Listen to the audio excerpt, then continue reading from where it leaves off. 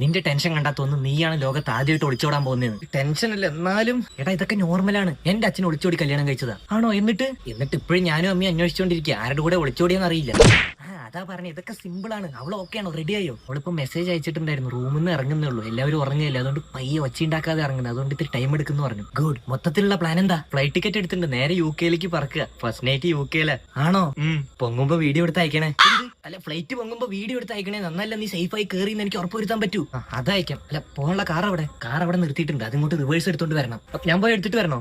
സൂക്ഷിച്ച് വേണം. ആക്സിലേറ്റർ കൊടുക്കുന്ന ഒരു പൊടിക്ക് കൂടിക്കഴിഞ്ഞാൽ സൗണ്ട് കൂടും, അപ്പൊ ആരെങ്കിലും അറിയും. ഇങ്ങനെ ഒരു കാർ വരുന്നുണ്ടെന്നേ അറിയാത്ത പോലെ വേണം കൊണ്ടുവരാൻ, അതുകൊണ്ട് ഞാൻ പോയി കൊണ്ടുവരാം. ഓക്കെ, ഇനി റിവേഴ്സ് എടുക്കാം.